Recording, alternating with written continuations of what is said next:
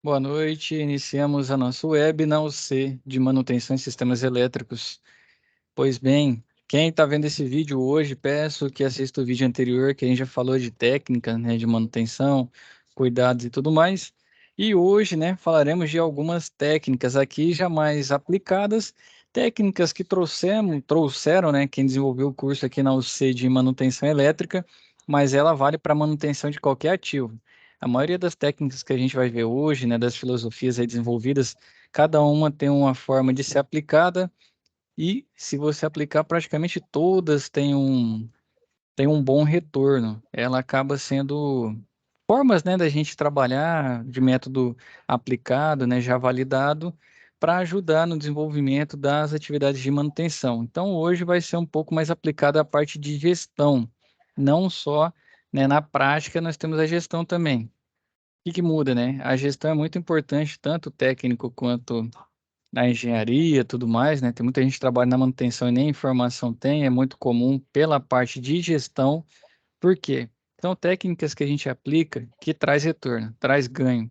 Muitas vezes você tem uma forma de fazer que é muito parecida a uma técnica dessa que alguém te falou, alguém comentou, e hoje você vai poder saber de onde veio isso, né? De onde veio esse fundamento, quem desenvolveu, quais são os ganhos que a gente tem, e tem uma SAP também sobre isso aqui, né? Um desses assuntos que a gente vai ver hoje, certo? As Então, SAPs a gente pode entregar até que dia?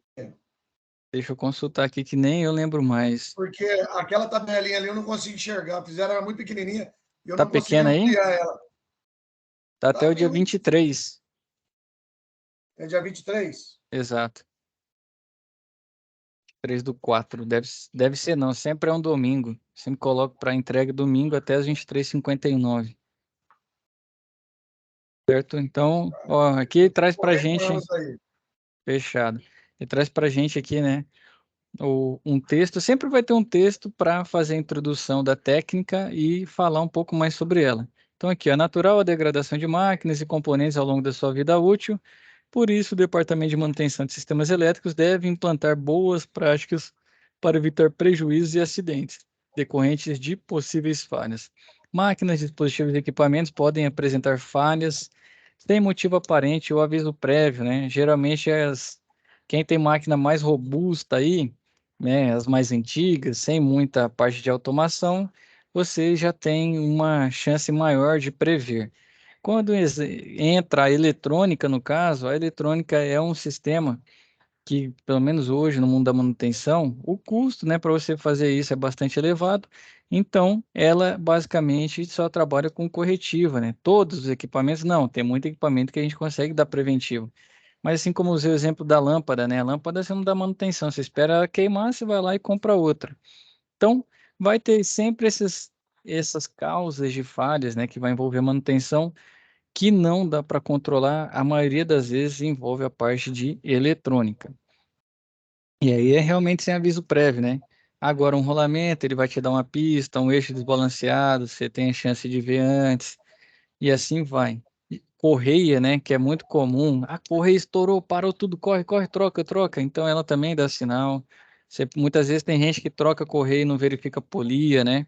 Polia também dá problema. Isso aí a gente vai ver na parte de manutenção mecânica, mas, né, são problemas aí que a gente consegue ver e outros sem aviso, né? Então, contudo, é possível diminuir os impactos produtivos e financeiros empregando técnicas e táticas para manter ou recompor as condições de funcionamento de um equipamento. Então, a principal função do Departamento de Manutenção, né, o PSM, não é realizar os consertos da maquinaria e equipamentos e sim manter a disponibilidade da máquina, assim como eu disse para vocês na web anterior. É disponibilidade e confiabilidade, né? Ou seja, horas de máquina em atividade. Então, geralmente é medido, tem um, tem um OEE, que é o Índice de Eficiência do Equipamento, né, geral, geralmente das linhas de produção. E o pessoal quer que seja o máximo possível, que tenha maior disponibilidade, que a máquina seja mais confiável, que ela opere numa velocidade de produção bacana e que a qualidade, né, a parte de retrabalho seja a mínima possível. Então, é basicamente isso, né? Hora máquina de produção, produção e tudo mais. Porque se fosse só hora máquina, você pode produzir devagarzinho, que a máquina dificilmente quebra, né? Pode ir na velocidade reduzida, ela vai ter menos chance de quebra. Ou se for só produção, você pode rodar ela acima da capacidade, ela vai produzir mais, só que vai quebrar mais também. Então, tudo um equilíbrio, né? A gente tem que buscar o melhor, a gente costuma falar de custo-benefício, né? Mas é a melhor operação barra manutenção, né? Quanto de produção versus a manutenção, disponibilidade, confiabilidade do equipamento. Então, problemas que geram maiores prejuízos devem ter maior disponibilidade financeira, terão métodos de manutenção mais sofisticados para serem monitorados. Se como eu estava dizendo para vocês, termografia, análise vibracional, temos outros, né? E aqui a gente vai ver esses métodos aplicados às questões de gestão, né, para a aplicação da técnica. Então, falhas com baixa relevância financeira serão tratadas com menos recursos. Por isso, é necessário analisar o histórico de falhas em máquinas e equipamentos para evidenciar possível investimento. E traz um exemplo aqui, ó, trocar a lâmpada em casa, está fazendo manutenção corretiva. Ela é corretiva porque não se troca a lâmpada antes de ela queimar. Então, usou de exemplo, geralmente, acho que quase todo curso de manutenção o cara usa da lâmpada, né? Então, ó, usou ela até que não troca antes de queimar, né? Usa-se o componente até o final da sua capacidade de produzir luz. Então, a corretiva, em algumas circunstâncias, pode ser ideal, como em máquinas e equipamentos que não estão ligados diretamente à cadeia produtiva. Então, por exemplo, uma furadeira, um moto-esmeril que você tem aí, você não vai ficar fazendo preventiva porque o custo é muito baixo. E se parar, às vezes você tem um sobressalente, é fácil você ter dois, né? Pelo custo envolvendo a produção. Então, sai mais barato você investir num sobressalente, em dois sobressalentes, fazer redundância no sistema, do que muitas vezes você investir em técnicas de manutenção para um equipamento desse tipo. Então, a corretiva sempre é feita depois que a falha ocorreu. Em princípio, a opção por este método de manutenção deve levar em conta fatores econômicos. É mais barato consertar uma falha do que tomar ações preventivas? Se for, a corretiva é a opção ideal. Então, não podemos nos esquecer de levar em conta todas as perdas por paradas na produção, pois a manutenção corretiva pode acabar saindo muito mais cara do que imaginamos. Então, tem gente que realmente faz a conta ali só o valor da peça, mas ele esquece o quanto ele deixou de produzir, que ele deixa de faturar, e o quanto custa, né, a mão de obra daquele colaborador ali fazendo o reparo, né? Ah, isso aqui é fácil, não vou ter aqui no meu estoque, não. Eu tenho um fornecedor, estou com o meu caminho indústria ali no polo industrial, e o meu fornecedor é lá do lado do aeroporto. E o custo que você vai ter de produção parada para alguém deslocar lá, chega. Então, tudo isso envolve também os custos de manutenção para tomada de decisão. Então, para decidir pelo emprego, né, da corretiva em componente ou máquina, deve-se levar em conta os custos da parada ou falha da máquina ou componente. Então, considerar custos de hora homem, atraso da entrega do produto, hora extra e refúgio decorrente ao mau funcionamento. Toda pessoa deseja ter um veículo confiável. Aqui já vai falar na questão automotiva, né? Vai usar de exemplo. Então a gente tem várias manutenções preventivas, né? Na automotiva já é mais comum a gente ter preventiva para vários sistemas. Para quê? Troca de fluidos, né? A gente vai trocar os fluidos do carro de acordo com a quilometragem. E passar ali, calibrar o pneu, conferir a pressão, né? Verificação de pastilha de freio. Então a gente tem sinais ali que avisam antes de você ter um problema de corretivo. Então a preventiva normalmente é usada para equipamentos que estão ligados diretamente à cadeia produtiva da empresa. Então quando os prejuízos têm a possibilidade de custar mais caro do que as possíveis falhas, esse é o método recomendado. Então, né, a preventiva, além de evitar prejuízos em muitas ocasiões, é prevista pela NR12, que sugere que seja feita tal prática, levando em consideração o manual do equipamento. Então, o manual do equipamento é uma boa opção para a gente definir manutenção? Sim. O nosso fabricante, ele faz os testes, né? Hoje em dia tem gêmeos digitais, ele consegue fazer a simulação desse equipamento rodando uma indústria. Por incrível que pareça, já tem isso, né? O pessoal na indústria 4.0 já tem gente querendo vir com 5.0 já, mas tem isso, os gêmeos digitais. Então ele consegue simular uma planta industrial e ali X horas e prever quais as falhas que dariam naquele equipamento dele. É a ideal? Não, porque quando ele faz o teste, é de acordo com uma condição. E você pode estar usando em condições diferentes. Então, o ideal é que o seguinte, use de base, sim, o manual, e você vai desenvolvendo, de acordo com as técnicas que a gente vai começar a ver, qual o melhor periodicidade, a técnica que você vai usar e tudo mais. Então, a partir do momento que você respeita o manual, mas vê que algumas coisas, por exemplo, tem que fazer a limpeza, tá pedindo semestralmente, mas meu processo tem muita sujidade, eu tenho que fazer trimestralmente, você tem a possibilidade de mudar. Meu processo é muito limpo, não cria sujidade, 6 meses eu estou só perdendo tempo. Você pode aumentar para 8, para 9, para 10, para um ano. Então, tem essa possibilidade. Então, o manual é para a gente ter base quando não tem conhecimento. Agora, se já tiver, né, ou algum colega tem um ativo igual o seu, já desenvolveu e passa, né? Porque tem muita coisa também que tem gente que tem, mas não vai passar pela questão, falam-se sobre espionagem industrial, né? Então, várias técnicas aí a gente não consegue pegar. Depende muito do nível de amizade, né? E quais são as regras aí que a indústria, que um colega, um amigo tem com relação às informações confidenciais. Mas de toda qualquer forma, mano, é uma base, sim, mas não quer dizer que não pode mudá-lo. Então, lembre-se que sempre que for feita alguma manutenção preventiva, o trabalho deve ser registrado, mencionando o profissional, equipamento, nome, data, hora, peças trocadas para depois devidamente arquivado. Aí depois devidamente arquivado, indiferente se for por meio eletrônico ou por meio físico. Então tem muita indústria aí, né? Ela vai, terminando aqui, vai ter a preventiva, né? Que pode ser mensal, bimestral, trimestral, conforme você quiser, e vai ter o checklist, né? Para indicar quais são as atividades que devem ser feitas, quais são as atitudes a serem tomadas. Pode ser meio papel, né, físico ou digital. Hoje em dia tem os SIGEMANs aí, né, os sistemas de gestão de manutenção, que é justamente para digitalizar esse serviço. Tem muita gente fazendo manutenção com celular, né? Tem um software para fazer esse controle. E aí vai de acordo com o nível de tecnologia que aonde você trabalha, né, ele utiliza. O papel é bom?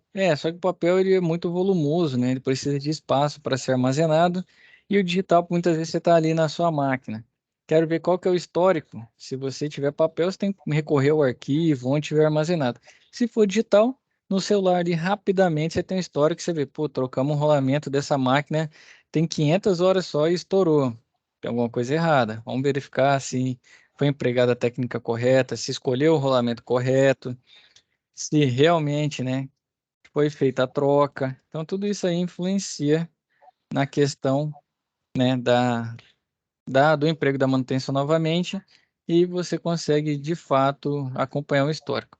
Então, aqui tem um modelo, né, de checklist para preventiva, lá, condições da chave de emergência, regular e irregular, condições de fim de curso do cabo de aço, condições de fim de curso do movimento longitudinal, transversal, condições da corrente nominal dos motores do guindaste. Então, ele vai verificar tudo isso. O que mais tem?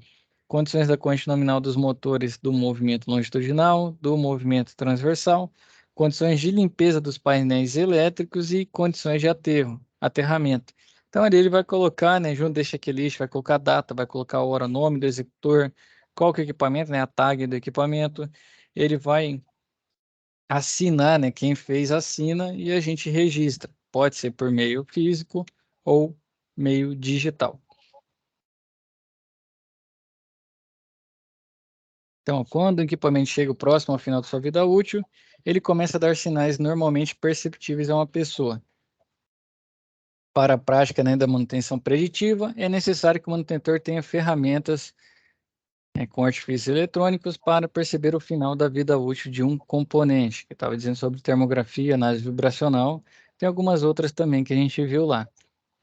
Então, aí ele vai falar análise termográfica, entre outros, né? Que é o ultrassom, também geralmente caldeira, né? Parte de pressão, vaso de pressão, a gente tem que conferir a espessura, né? Da chaparia e tudo mais, para ver se está dentro.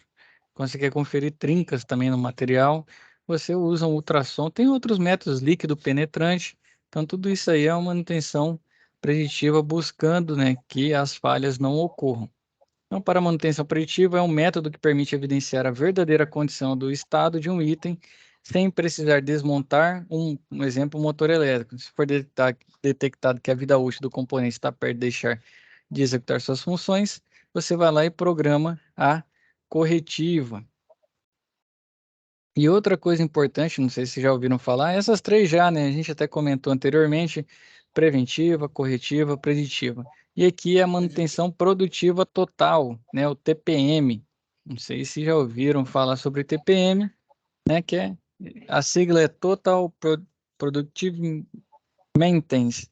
Vixe, meu inglês agora, maintenance. Rapaz, eu tenho que voltar pro inglês, hein? Tá devagar. Total Productive Maintenance, né? O TPM, que é manutenção produtiva total, né? Aqui ele vai usar o exemplo automóvel para a gente pegar, ficar mais palpável. Então você vai tomar uma série de cuidados, vai conferir nível de fluido, vai calibrar pneu, limpeza do carro, né? Leva lá no lava-jato, leva para fazer dar aquela passar aquela cera, né, para deixar legal.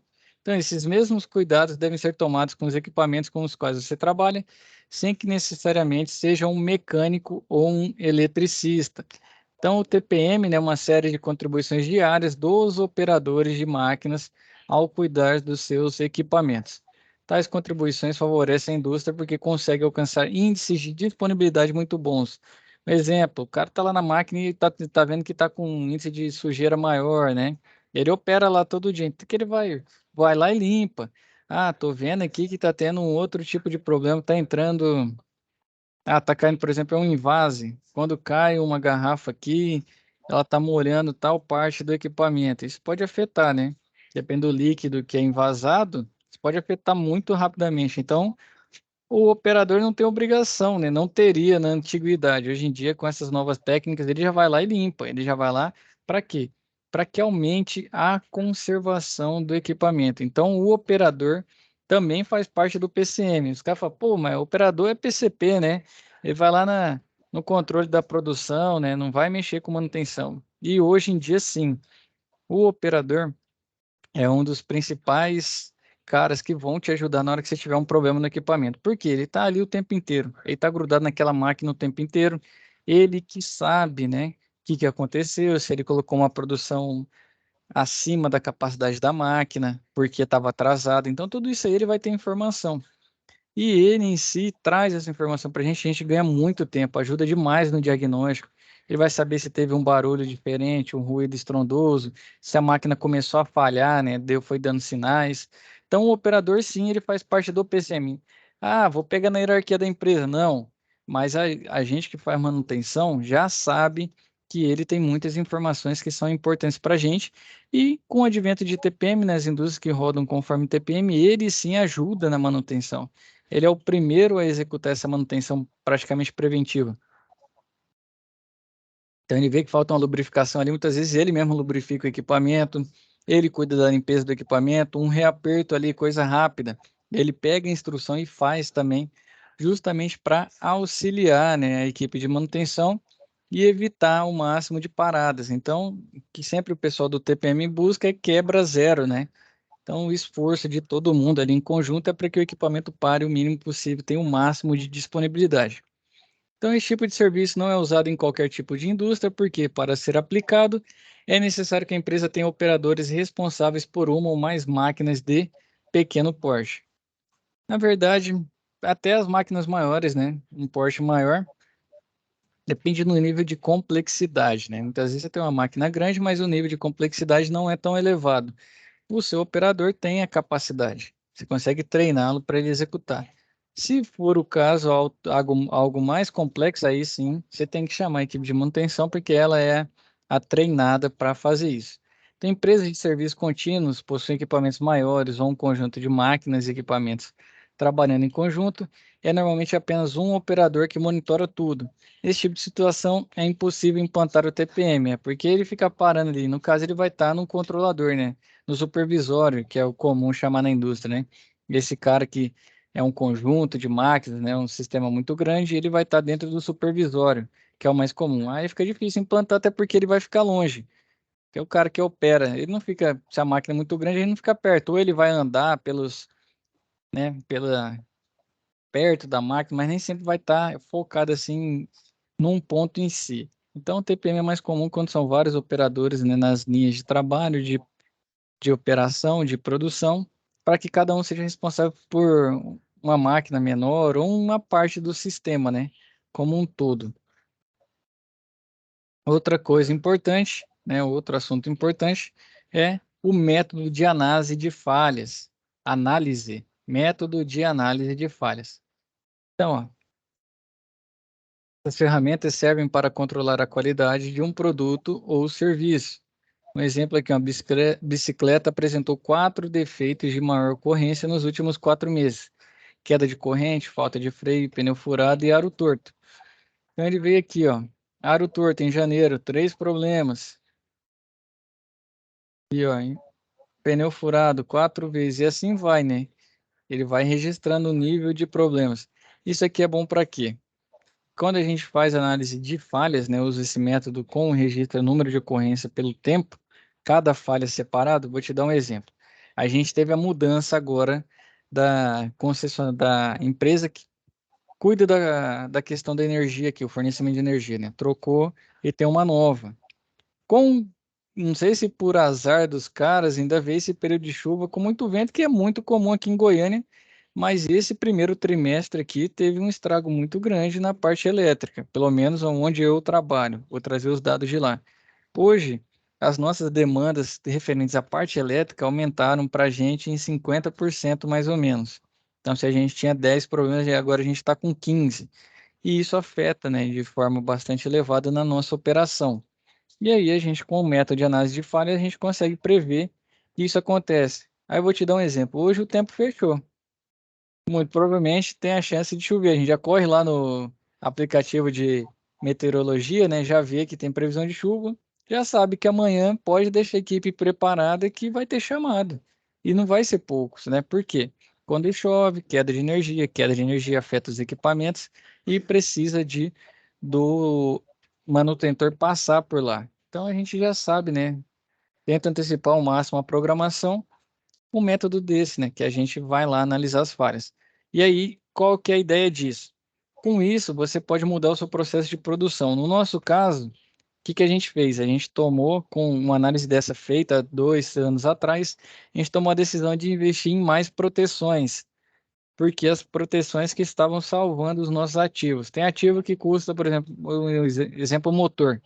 R$ 3.000. Mas se eu instalar um relé de sobrecarga, eu vou gastar R$ 100 no relé para instalar ele. Então, o que que é mais fácil? Consigo perder 30 relé antes de perder o motor. E eu já sei que as falhas ocorrem de acordo com a parte elétrica.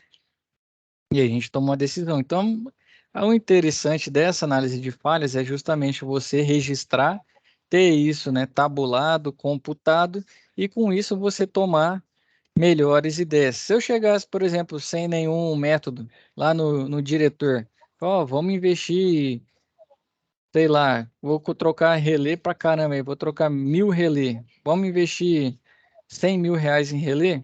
Se você não tem algo disso aqui, por exemplo, um exemplo, né, uma das análises, mostrando que ele perdeu mais de 100 mil, ele não vai fazer. Ninguém vai investir, né, gastar dinheiro por uma coisa que ele não tem nem noção. Agora você chega lá com metadados de falhas. Ó, a gente teve tantos chamados por esse motivo.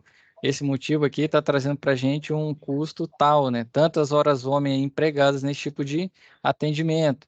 Isso traz para a gente multa, né? Porque contrato por disponibilidade, se a máquina parou, você para de receber. E aí tem tudo isso. Aí na hora que você bota na ponta do lápis, o cara fala, pô, realmente aí 100 mil aí vai ficar barato. Então, starta o processo e executa. Então, esse aqui é um método bastante legal. Para saber o que está acontecendo com maior frequência, inicialmente você precisa estratificar os defeitos nos últimos 4 meses, anotando os dados em uma folha de verificação.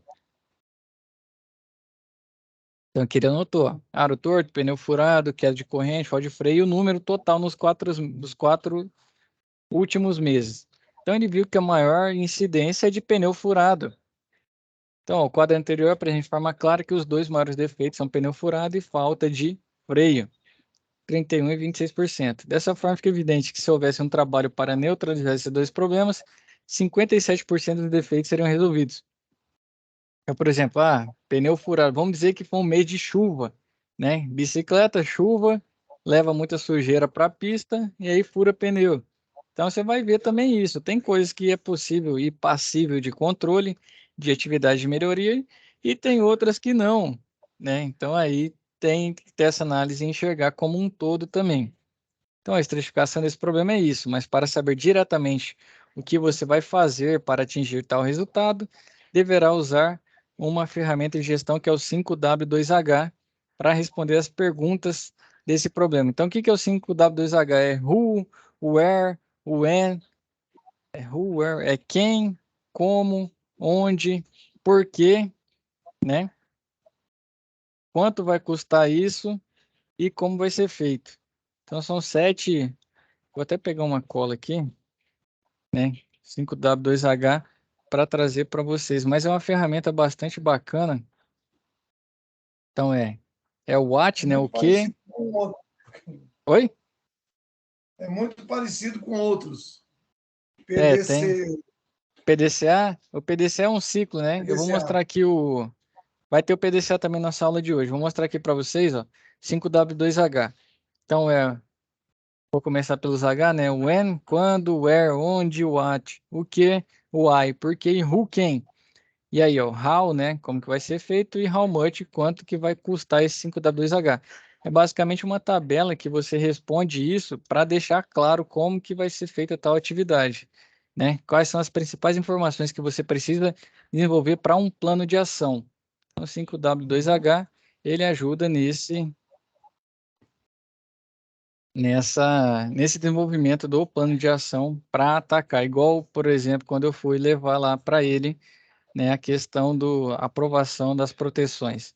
Então, eu tive que desenvolver um 5W2H mostrando para ele como seria feito, né? E o que mais interessa no fim das contas é o how much, né? Quanto custa.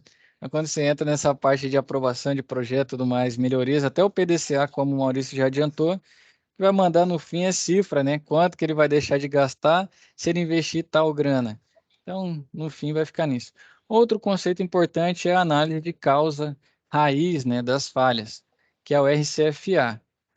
Análise da causa raiz das falhas. Então, muitas vezes a gente vai lá e faz a corretiva. Vou dar um exemplo.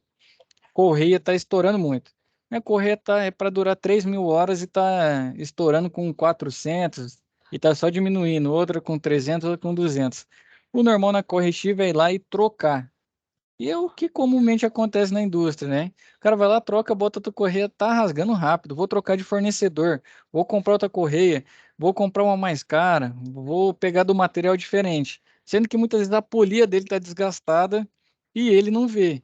Então, o análise de causa raiz das falhas é justamente isso. A gente parar de tratar o efeito, né, e tratar a causa raiz. O que que eu fizer vai. Diagrama Pode de falar, causa e mano. efeito. Né? É, É o diagrama de exatamente. causa e efeito. O causa e efeito é um pouquinho mais para frente, mas é o famoso espinha de peixe, né? O Maurício É, tá antenado nesse negócio aí, bicho. Ele já tá até antecipando a aula. Mas esse aqui é mais focado, Maurício. Geralmente aqui nós somos um exemplo simples, né? Mas tem hora que na indústria tem coisa que é muito complexa. Tem problema que arrasta 2, 3 anos. E para desenvolver uma análise de causa raiz, tem um custo também elevado. Então as coisas muitas vezes estão fugindo do padrão. Estou só apagando fogo e não consigo achar nunca qual é o problema. Então eu vou fazer um estudo desse, né, da análise da causa raiz das falhas, para justamente eu conseguir pegar, né, de fato, o que que eu fizer vai ser o mais efetivo para a ação. Então, né, é uma metodologia organizada que busca as causas raízes de um problema e ajuda na determinação de ações para impedir a repetição do fenômeno. Então, toda falha é consequência de uma ação que foge do padrão de execução, né, o resultado de uma ação indesejada dentro de um processo, projeto ou serviço. A análise da causa raiz de um problema é a investigação organizada sobre o modo como ela está influenciando na falha. Então, a análise pode ser elaborada após a ocorrência da falha. Consiste na análise profunda para identificar a causa raiz e então tomar as necessárias, né, medidas necessárias para eliminá-la. Então, outra forma de estudo consiste na análise sistemática com ações estruturadas para eliminação das causas mais prováveis. Geralmente, isso aqui a gente só emprega, Maurício, quando é problema que está arrastando por muito tempo. Ninguém, normalmente, ninguém para fazer isso quando é um problema assim, rápido, corriqueiro. Geralmente o pessoal, por quê? Gasta muito tempo para fazer isso. E é mais comum, por exemplo, quando você tem mais equipamentos, ao te dar, você tem uma enchedora aí no seu processo de invase, você tem várias enchedoras. Então o cara vai fazer isso aí, se começar a aparecer no mexedor ele sabe que tem outras do mesmo modelo, então ele para fazer isso.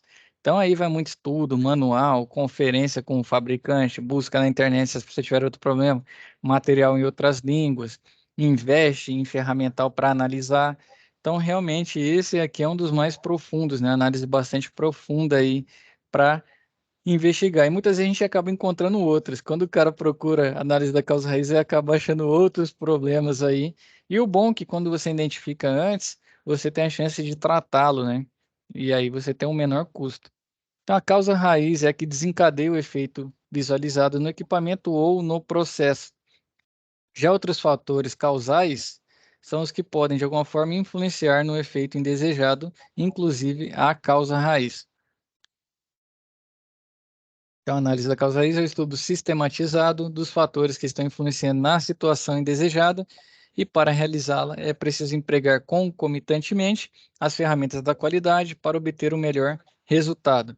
Então, tá aqui, ó, você define um problema, se necessário, né, faz análise de falha, identifica as possíveis causas, verifica as reais causas disso aqui, propõe uma solução para o problema, implanta essa solução e acompanha o resultado. Se realmente a solução foi eficaz, você achou, né, a principal causa ali, a causa raiz que está trazendo o problema. E você acompanha também. Então é bastante demorado isso aqui, né? Então aqui, ó, superaquecimento do motor, que pode ser falha no rolamento, lubrificante fora da especificação e corrente alta. Então, para o rolamento, então tem um rolamento com defeito, eu posso colocar ó, um rolamento fora da especificação técnica ou erro de montagem do rolamento. Então, eu vou fazer uma ação, vou verificar se esse rolamento empregado é conforme o manual. Agora eu vou ver na montagem. Na hora que o cara executou, vou pedir para ele executar um outro aqui, né, fora da máquina, para ver se realmente ele tem a melhor técnica. Outro, ó, lubrificante fora da especificação, erro na escolha. Vou pegar uma amostra desse lubrificante, vou no meu estoque ver que lubrificante que a gente está usando, vou ver também se a periodicidade da lubrificação está legal. Então, tudo isso a gente vai verificar. Corrente alta, excesso de carga, vou colocar proteções na minha máquina, vou verificar se está tendo, né? Vou realizar medições ali de 1 em 1 hora, vou deixar um equipamento ali supervisionando. Então, assim vai até que a gente encontre, né, a causa raiz ou as causas raiz. E aí, qual que é o ganho nisso? Se você tem um equipamento muito importante, você, toda vez que for tratar, você já trata a causa raiz e resolve. Se não for o caso, né, de ter uma máquina importante, mas ter várias máquinas iguais, quando você faz isso na primeira e encontra, as demais você já sabe o que fazer, né? Então, às vezes você pode agir até fazendo uma corretiva programada ou fazer uma preditiva específica naquele elemento, para assim ganhar tempo e ter maior disponibilidade, que é o que interessa para a gente. A gente tem outra, né? Outra técnica aqui, ó. Meu outro método para realizar poderá ser utilizado por profissionais que buscam melhoria no processo ou no serviço, né? É realizar análise dos modos e efeitos da falha, chamada de FEMEA. FEMEA, usei bastante. Já usou bastante, né? Então, o Maurício aqui vai trazer para a gente o FEMEA agora, né? Você vai falar então se o material Eu está. usei por causa a gente atendia a parte de filtros para automotivo e a gente teve que ter implementado o FEMEA. FEMEA, né? Então, o que é o FEMEA? Ó? Essa ferramenta é empregada para fazer o prognóstico de um problema. Então, através dessa ferramenta, são elaborados os procedimentos para o desenvolvimento e a realização das atividades relacionadas aos projetos, produtos ou serviços. Então, onde que vem o FEMEA, né? É Failure Mode, né? And Effects Analysis, né? Então, ou seja, análise dos modos de falha e seus efeitos. Essa ferramenta constitui de um esforço conjunto de todas as áreas envolvidas na atividade, por isso os resultados tornam-se mais eficazes. Então, geralmente o produto tem um FEMEA, né? Assim como o Maurício disse, ó. O FEMEA pode ser elaborado de duas formas distintas, de produto ou de processo. A aplicação do FEMEA de produto, né? Ou FEMEA de projeto, se inicia no nível de desdobramento das atividades do cliente até o nível de componente, ou até as ações de engenharia atendam aos requisitos do produto. Então, ele vai analisar quantas vezes aí tem chance de falhar, qual o tipo de falha, qual que é o efeito dela. Ah, isso aqui não pode, então vou fazer uma melhoria, né? Eu vou aplicando, era isso, né, Maurício? Até que você tivesse o mínimo de falha aceitável, né? Tem hora que para você tratar uma falha fica muito caro, encarece muito o produto, né? A parte de projeto.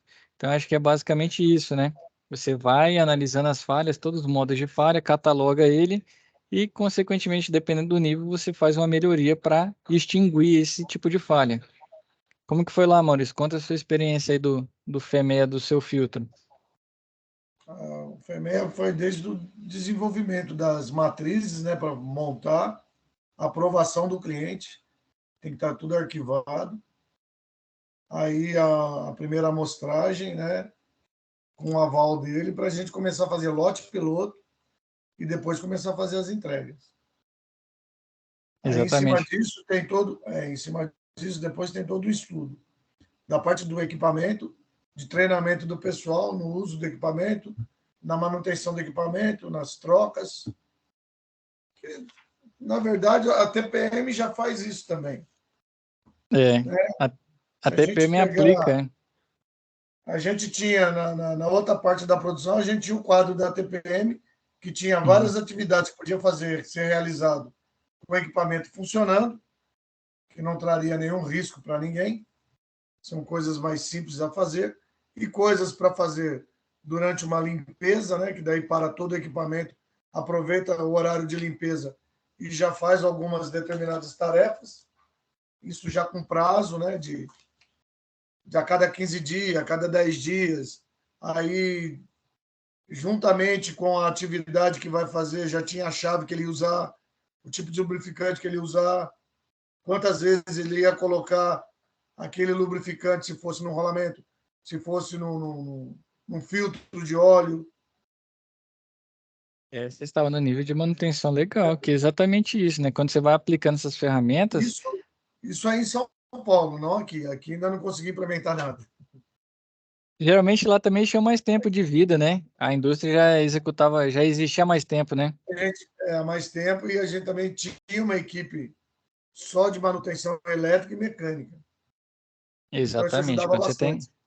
mais mão de obra. E esse nível aí que você cantou de manutenção, realmente aí é o TPM como fala, na veia, né? Ele já pegou todos, ele já fez o FEMEA, ele muitas vezes já fez o RCA, né? Que é a análise lá da causa raiz. Ele já desenvolveu as outras técnicas aqui de manutenção, os outros métodos, para viabilizar, validar e implementar com o executante, né? Que no caso você falou, já tinha programado e quando o cara estava lá, a ferramenta já estava do lado para ele fazer. Então isso é um ganho de tempo muito grande, né? Isso entra naquela questão do já o pessoal do Green Belt, né, do Black Belt aí, que é justamente facilitar cada vez mais que os processos sejam É isso que eu ia ágeis e falar. Depois tem essa eficientes. parte dos 6 sigmas aí. 6 sigmas, Também é exatamente. a mesma entrada. A gente fez, eu fiz. Isso aqui age muito junto, né? Eles andam praticamente junto, isso aqui. É um punhado de ferramentas. Se você aplicar uma bem aplicada, já está bom. Você conseguir Ela aplicar seja boa. exatamente. Toda ferramenta é boa, desde que você aplique. De modo adequado e que ela se torne É. usual, né? Que você. Agora, eu tava vendo um seminário uns 40 dias atrás sobre manutenção. Né? E o cara falando da parte de gestão mesmo e do software. É Uhum. lindo você ter um software que te ajude, né? Mas o É, custo dele é maravilhoso também. exatamente. Tem um custo legal Não, aí. Você vai precisar não é a realidade da minha implementar empresa hoje, por exemplo, não é. Eu não você vai- consigo colocar isso dentro da minha empresa. um software. Você tem que comprar, você tem que fazer a arquitetura do mesmo, né? Você tem que fazer a arquitetura do software para o seu caso. Você vai implementar ele, isso vai ter um custo. Você vai ter que muitas vezes comprar computador, dispositivo móvel, né? Treinamento. Celular ou laptop, treinamento e esperar isso dar fruto. Não vai dar fruto do dia para a noite. Até que todo mundo esteja Não, hábil e comece a. e, e aquilo que eu falo, se não tiver alguém para fazer os lançamentos, para É, te não ajudar na adianta. parte estatística, que às vezes você quer fazer uma estatística, você já tem os dados, você puxa, faz uma estatística, você cria alguma coisa para ter um como você disse mesmo, né, para você poder levar isso para uma reunião e expor, né, que fica mais fácil para a pessoa visualizar, é ótimo, é lindo. Agora, quando você não tem, você tem que fazer tudo na tora, Não é fácil, não. Exatamente. Isso é uma benesse, né? Lógico que Não é toda vez que tem uma facilidade, tem um custo atrelado junto, né? Que para alguns casos faz sentido e Sim, para outros, muitas vezes ainda não faz. Então vai muito disso, Maurício. claro. Mas realmente essa aí é algo que ajuda demais, mas que é de acordo com cada uma das realidades, né? Assim como a gente viu várias técnicas aqui, métodos que vai ter um que é melhor aplicado para um, que já não vai servir tanto para outro, e assim vai. E aí o É, Maurício falou até ah, mesmo dentro do 5S tem uma parte que é voltada só para a parte de manutenção também. exato. A 5S você pode levar para a Às vida vezes a turma inteira, né? pensa no 5S só na limpeza, na Não. organização ali e tal, não. Ele vai além. O 5S, no fim das contas, aqui na manutenção é a base. O 5S tem que ser a base para tudo, né? Para você evoluir, se for, vou falar quais são os métodos de manutenção ou ferramentas da qualidade que eu implemento primeiro. Se fosse eu, vou falar, minha experiência não é tão longa, mas os que eu já visitei e onde eu trabalhei. Geralmente, quem tem um 5S bem feito, que é o básico, né? Que a gente costuma, quem faz o básico bem feito, tem chance de fazer as demais coisas, né? Com maior facilidade, maior agilidade. Então, o 5S, sim, eu creio que é a ferramenta de qualidade aí, que você pode empregar na sua casa também, no seu dia a dia, que ajuda demais, né? Os japoneses lá eles têm realmente uma disciplina, né? A ideia deles de disciplina. E eles sempre começam do básico, né? Eles fazem um básico bem feito Você para tem o depois ir Kanban, acrescentando. você olhando para Kanban, a parte de produção, você tem o Kanban, que depois você tem não sei o quê, que tudo são ferramentas muito, muito similares. exato. Muda uma coisa ou outra, mas o fundamento é o mesmo. É o mesmo. Tem muito parecido mesmo. Então, a gente está falando de FMEA, RCA, né? Você pode ver que quando você for implementar, tem muito. Vou ver qual que é esse, né? Qual que encaixa. E o Maurício já bem falou do FMEA de processo, né?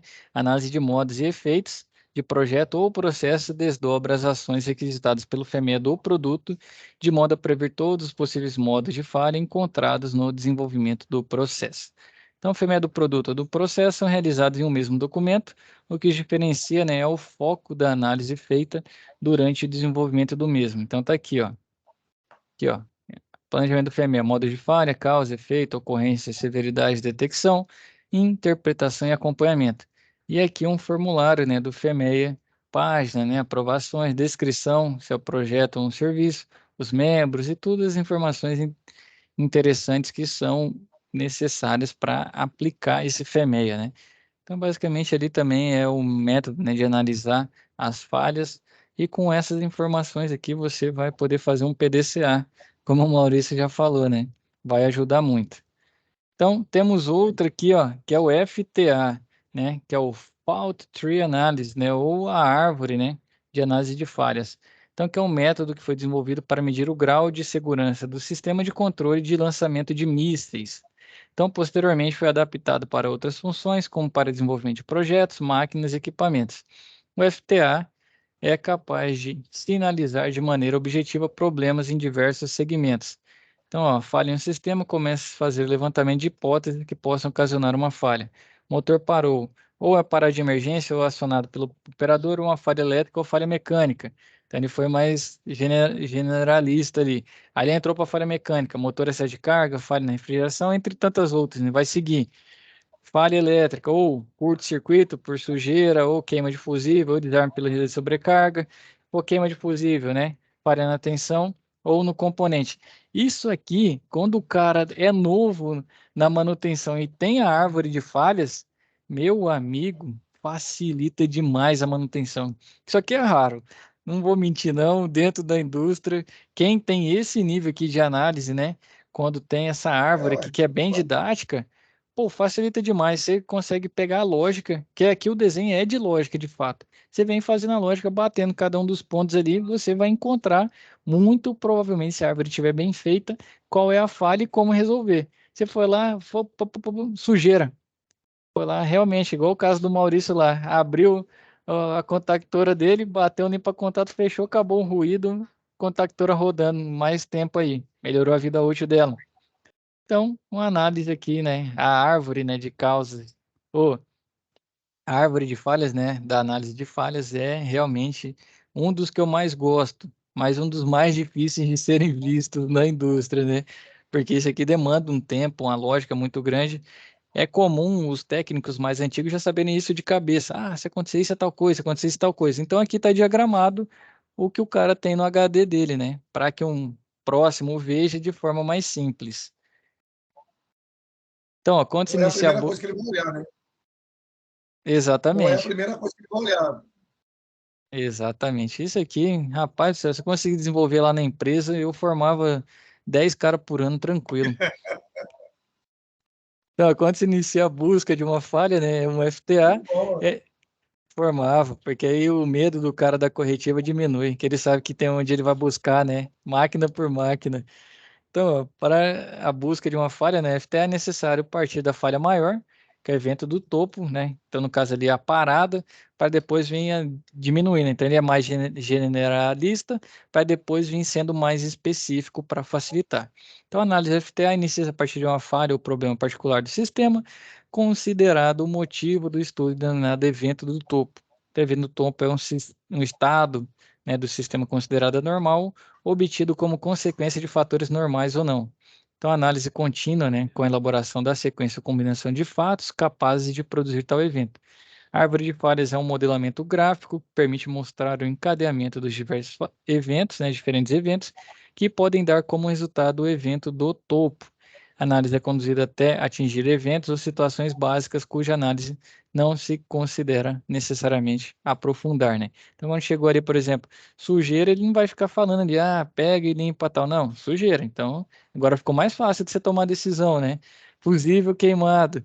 Então, ficou mais fácil, você tem que realizar a troca. Então, ele vai te levar até casos mais simples aí para ficar mais tranquilo ou, né, a resolução do problema. Então, aqui vamos falar um pouco sobre esse cara aqui, ó, o espinha de peixe, né, diagrama de Ishikawa. Então, ó, é difícil resolver problemas complexos sem considerar suas causas. Então, aqui é causa e efeito, né? No entanto, existem métodos fáceis e simples que auxiliam na solução de problemas ou na identificação de suas causas, além de propor medidas de correção. Um dos métodos utilizados para o controle da qualidade, que pode auxiliar na análise de causas, é o diagrama de Ishikawa, espinha de peixe. Esse método analisa a relação de causa e efeito de um problema. Então, o diagrama Ishikawa é estruturado com algumas categorias que auxiliam na identificação das causas dos problemas. Construir esse gráfico pode parecer complicado no início, mas depois fica fácil de listar quais as causas que estão relacionadas com o tipo de problema que se está analisando. Então, inicialmente, né, identificar o problema e que é o efeito, né, e selecionar as categorias que serão analisadas para identificar as suas causas, métodos utilizados, máquinas e equipamentos, materiais, ambiente de trabalho, medições e pessoas envolvidas no processo, que é a mão de obra. Então, quase tudo vai dar praticamente 6 M's, ó. É método, mão de obra, material, medida, meio ambiente, máquina. E aí você vai listando as causas, né? E qual é o efeito que são causados. Então, o próximo passo é desenhar o diagrama no formato de espinha de peixe, conforme demonstrado na figura a seguir. Uma vez que o desenho está estruturado, deve-se criar uma lista de causas relacionadas a cada uma das categorias mencionadas anteriormente. Então, em relação a essas causas principais, existem também as causas secundárias e terciárias, que são as subcausas. Então, lembre-se que essa análise deve ser feita por uma equipe para evitar interpretações individuais possivelmente errôneas. A análise correta permite direcionamento para a tomada de decisões certeiras na solução dos problemas apresentados. Então, aquele FTA que a gente viu, ele vai ser muito mais útil para um técnico na pista de manutenção, no chão de fábrica. Aqui, já mais para um nível gerencial. Então, vai ser um pouco mais generalista o nosso Ishikawa. Você pode ir para dentro de subcausa e bater, tal, tal, tal? Pode. Mas aí é melhor que você faça uma árvore, né? Que vai ser ainda diagramada e muito mais fácil para o seu técnico fazer a leitura, do que você ficar com uma espinha de peixe gigantesca, né? Vai virar uma espinha aí de uma baleia, no caso. Então aqui você vai ser um pouco mais generalista, né? Pegar as principais ali, até as subcausas, e com isso você desenvolve, né? Usa as outras ferramentas aí para realizar o trabalho. Então, aqui é muito mais linkado ao processo como um todo, né? O efeito, você vê método, mão de obra, material, medida, meio ambiente e máquina para ser analisado e ter uma melhor tomada de decisão. Então, aqui é para você ter uma visão.